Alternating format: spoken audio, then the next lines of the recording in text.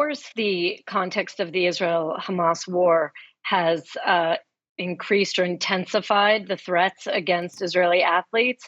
But if we even take the war out of the equation for just 1 minute, I mean, in any year, this would be a very high stakes security risk for Israelis going to the Olympic Games. Remember, this is a community in Paris, the largest Arab community and the largest Jewish community that have lived side by side for a long time and in a great tension over the last several years. And anti-Semitism has been on the rise in France for several years, and including very vocal kind of anti-Israel, pro-Palestinian groups.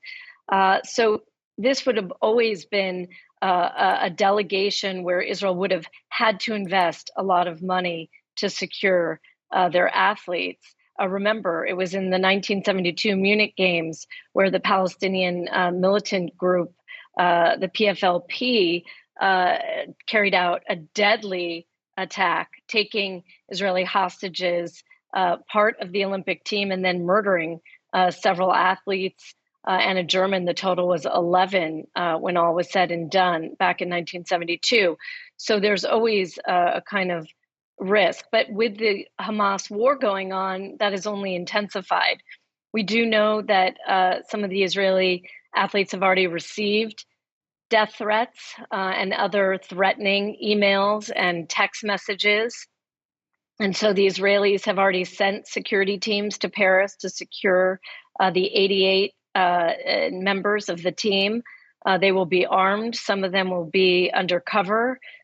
They will be obviously, especially around the lodging of the Israeli athletes. And remember, it wasn't too long ago that we saw the Israeli candidate or singer for Eurovision in Malmo in Sweden, and the massive security tail that she needed, given what was happening in the war, and hundreds who came out to protest against her.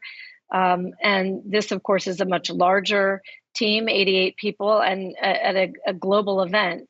So, Israel is going to be really on its highest alert to make sure that these athletes are protected.